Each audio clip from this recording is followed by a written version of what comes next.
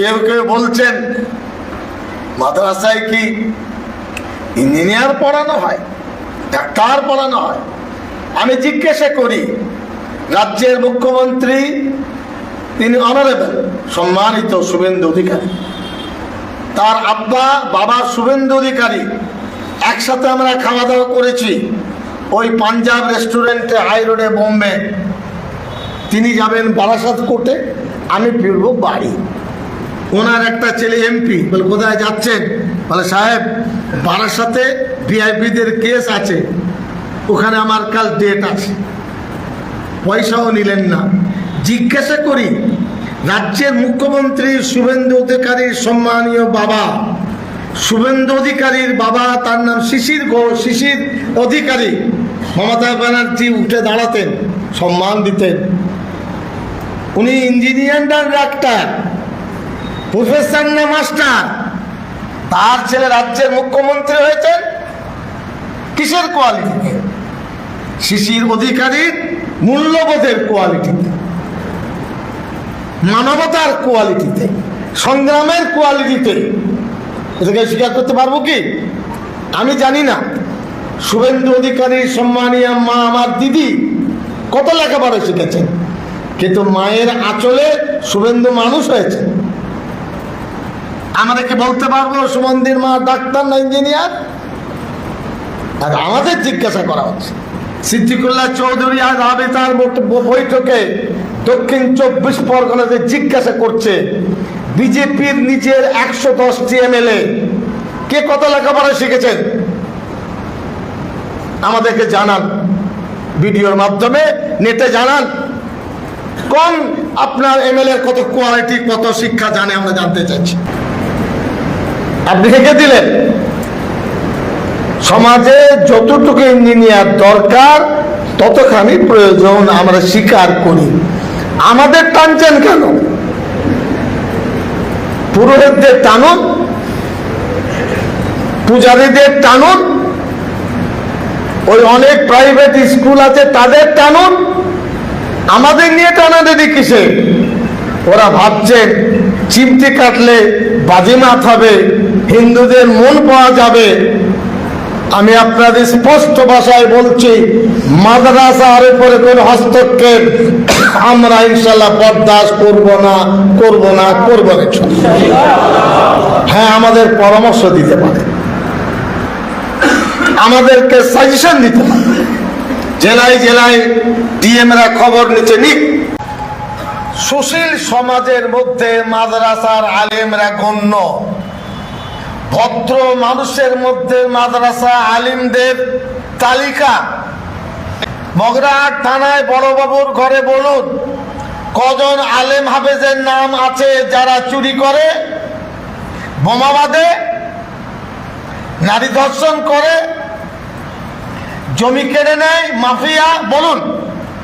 বারুইপুরকে জিজ্ঞাসা করুন, ডাইভান হারবার এডিশনাল এসপিকে জিজ্ঞাসা করুন, বলুন না তারা।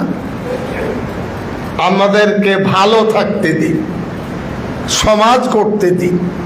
আমরা কম হলেও ধরুন 15 থেকে 20% ইয়াতীম, যাদের আব্বা নেই। মায়েরা কাঁদতে কাঁদতে এসে বলে, হুজুর আমার আয় উপার্জন নেই, হুজুর আমার ছেলেটাকে ভর্তি করে নেয়। ওই মায়ের কান্না আমাদের মন গলে যায়। আমরা তাকে বলি, বোন তুমি ঘাবড়ো না, তুমি ছেলেটাকে দাও, আমরা মানুষ করব। সেই এতিম ছেলে মাদ্রাসায় তালিম পাওয়ার পরে বাড়ির পরিবেশ বদলে যায়। খোলা বাড়ি, ঘেরা বাড়ি হয়, বাথরুম টয়লেট হয়, মাকে সম্মান করে সালাম করে। প্রতিবেশীরা বলে, কোথায় লেখাপড়া শিখেছ গো? সে বলে, যুবদিয়ায় পড়েছি। সে বলে, ওই জয়নগরে পড়েছি। এটা আমাদের অবদান। এমনও খবর আমাদের কাছে, 3 চাকার ভ্যান রিক্সা চালায় মাতাল, তার বউ চুপে চুপে মাদ্রাসায় বলছে, হুজুর ছেলেটা শেষ হয়ে যাবে। আমার স্বামী সন্ধ্যায় আসে, মাতলামি করতে করতে মেরে পিটি আমাকে শেষ করে দেয়। ও ছেলেটাকে হুজুর মানুষ করো।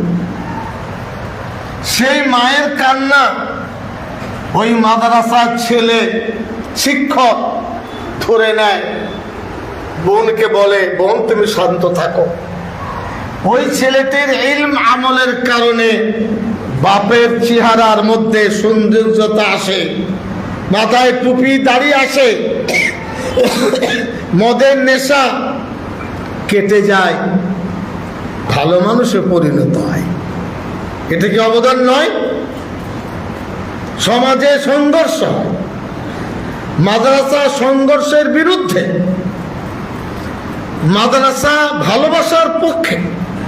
আমরা দায়িত্ব দিয়েছি প্রত্যেকটি মাদ্রাসায় 50 জন প্রতিবেশী যারা ব্যবসা বাণিজ্য করছেন, ওকালতি করছেন, শিক্ষক শিক্ষিকা অথবা সমাজে আরো ভালো কাজ করছেন, তাদের সাথে সম্পর্ক তৈরি করুন। ওরা মাদ্রাসাকে আইডেন্টিফিকেশন করেছে। ওরা বলে এরকম ভালো মানুষ তো দেখেনি।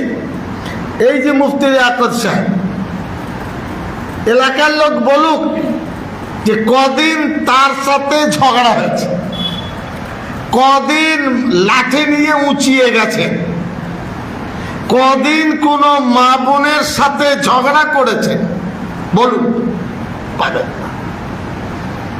আমরা বলছি দায়িত্ব নিয়ে, এই মাদ্রাসা হলো সমাজের ভারসাম্য।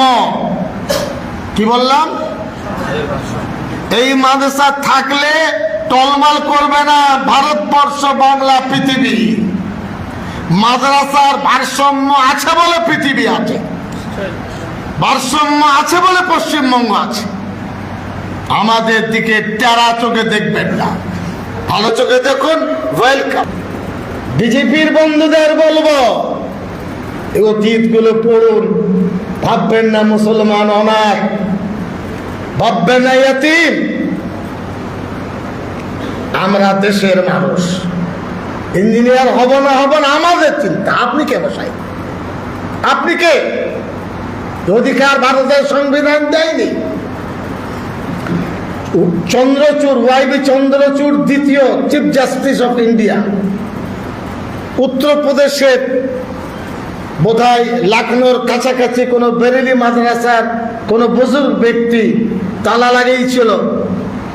কি সরকার? যোগী সরকার। উনি কেস করলেন, করতে করতে হাইকোর্ট বিচার দিল না, সুপ্রিম কোর্টে গেলেন। চন্দ্রচূড় বিচারপতি বললেন, আমি কোন মুখে মাদ্রাসাকে বন্ধ করব? এই মাদ্রাসায় 700 বছরের অবদান। আমি চিফ জাস্টিস, ভারতের সংবিধানের ক্ষমতা নেই মাদ্রাসা বন্ধ করার।